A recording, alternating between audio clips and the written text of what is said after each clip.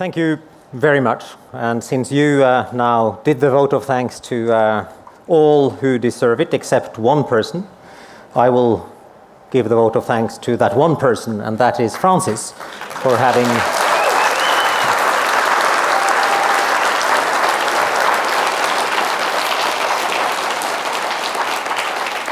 you have displayed stewardship, exemplary so, and you can rest assured that you will be invited back. Just before the closing here, I received this gift from the governor of West Kalimantan. It's a shield of the Dayak people. It's a shield that we know, of course, as an instrument of protecting people in war. But I was handed it as a symbol of the need to protect forests. I think the complexity of our challenge equals the complexity of a war, but we don't use that language. We use language of collaboration, of partnership, that has demonstrated results and that will yield even more results. But I take this really with me as a display of the dedication and also the diversity that has been on display during these 2 days. Never before has such an experienced crowd for protecting and restoring tropical forests been gathered in one place as here today. That's quite an achievement, so we should all take that to heart. I feel very humbled, but also very proud of what we are achieving together. All of you know far more about protecting and saving tropical forests than I do, but I have learned a few things. One, tropical forests are indispensable to the welfare of our planet because they provide livelihoods for millions of people, because they're the habitat of endangered species, because they store and continue to absorb enormous amounts of carbon. Secondly, I've learned that protecting forests is very hard work. It challenges business as usual in many ways and in a number of sectors. It challenges our policies. It challenges our enforcement capacity, agricultural production, and trade. It also challenges our creativity and courage. Some of you come from places where protecting forests is outright dangerous. Some of you have received threats. Some of you have been afraid of losing your jobs. Some of you might even have lost your jobs. And some of you have lost friends and colleagues because they stood up for what is right. Many of you have had to stand up for forces that are far more powerful than you envision yourself to be. But you have demonstrated that by standing for what you are and what you believe in, you can actually achieve a lot. And I think together we can defeat those who continue and want to continue to overexploit the planet and the rainforest. And that's why this community is so important. The Oslo REDD Exchange gives us a sense of fellowship, of community, a sense of belonging, and it's given us a place to share ideas and experiences. And one of the things I've had some feedback on is the need to do that in between these conferences, that we need systematically to exchange, systematically to find ways of sharing experiences and knowledge. But I think it's very important that we don't only take comfort in our community. We need to bring our community forward. We need to extend our community, and we need to get out of even more comfort zones in order to achieve results. We need policy changes. We need fiscal incentives. We need enforcement. We need both sticks and carrots. And I'm going to give you a couple of examples of what can be achieved. Last year, through a successful collaboration between the Peruvian authorities and Interpol, a vessel loaded with 1.2 million cubic meters of illegal timber from Peru was seized in Houston, USA. The NGO called Environmental Investigation Agency had contacted Interpol and their law enforcement project, supported by Norway.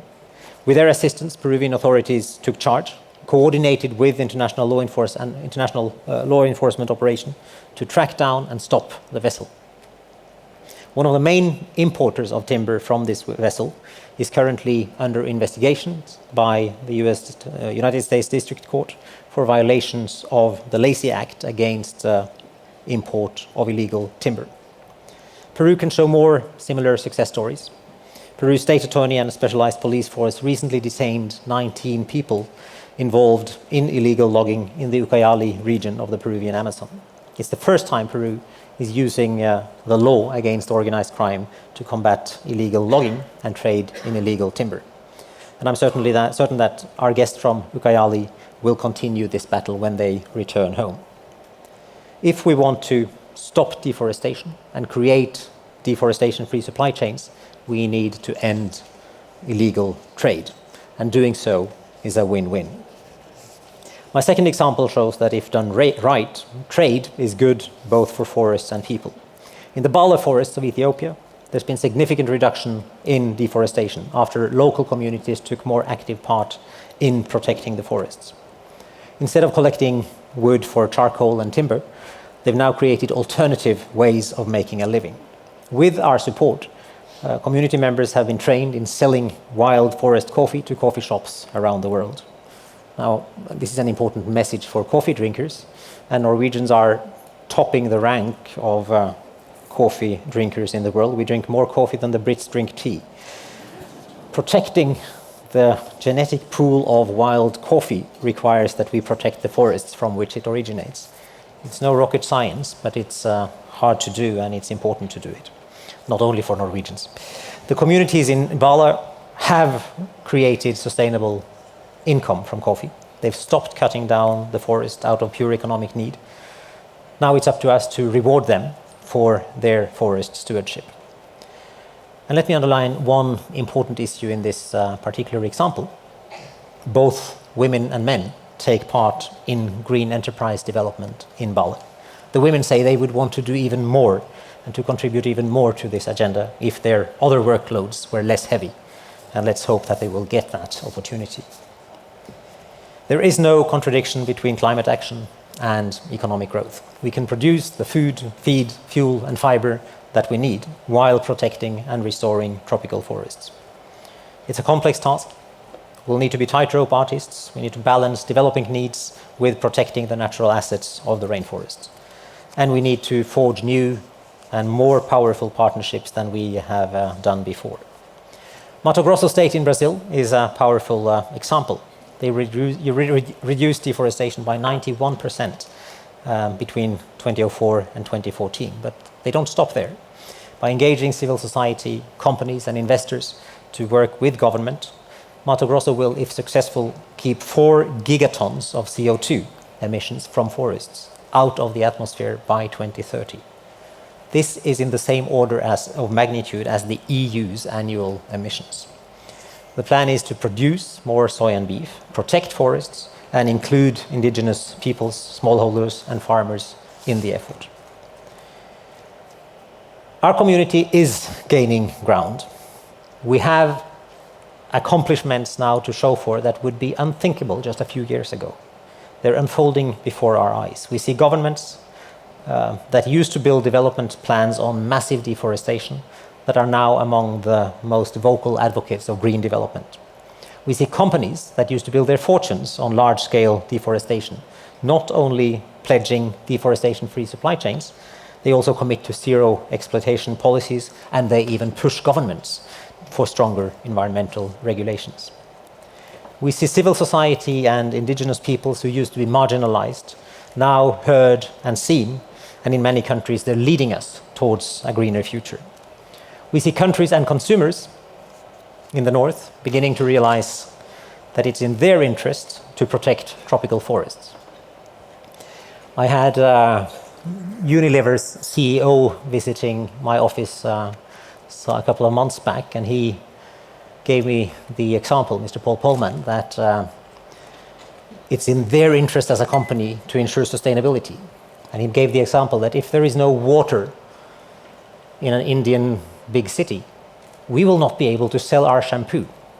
For some reason, I had never thought of that shampoo point myself. But I think that's a very clear sign that we are on the right track. Our direction of travel is established. Now we need speed and we need scale. And that's my only concern, that we do not reach speed and scale fast enough. We have every reason to be proud of what we have achieved, but we have no reason to be satisfied until we have achieved far more.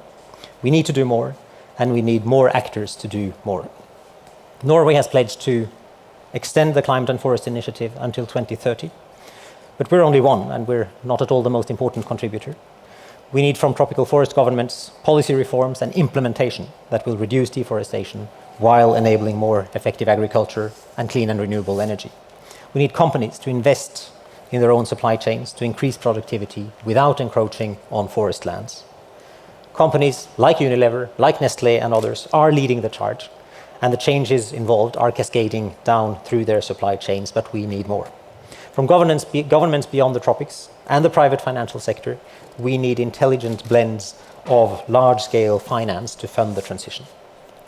In Paris, the governments of UK, Germany and Norway pledged to deliver $5 billion in REDD+ support from 2015 to 2020. As you just witnessed, we are deepening our forest and climate partnership with the United States. We need technical support and implementation capability from civil society and development organizations. And we need indigenous people's rights to be recognized, and we need indigenous people's rights to be utilized. Alliances like Aman in Indonesia can show us how protecting the forest is linked to human and cultural survival. If done right, REDD+ may benefit and empower indigenous people and improve the relations between authorities and indigenous peoples of forest countries. And from everyone, we need transparency and we need accountability. Recent technological advances like the Global Forest Watch is monitoring forests in ways unimaginable a few years ago. Even small communities far in the forest of Guyana now have high-tech drones that help them monitor their forests and protect it from intruders. There are win-wins in this for everyone. And you have all shown that we're a growing community of forest guardians who can work together to deliver real results. My only concern, as I said, is we just need even more. And this gathering has been so cozy, so harmonious that I'm almost afraid that we're too comfortable. So we need, again, as we have done in the past, many of you here didn't talk together 5 years ago or 10 years ago. You do now. We need to once again get out of our comfort zones. We need to make new wins for our agenda. We need our best imagination to save these wonderful forests. That will require all our courage, all our energy. Let's continue to move forward. Let's resolve to grow our community, to extend beyond these comfort zones and engage more players more intensely. Thank you very much for coming. I look forward to continuing this great work.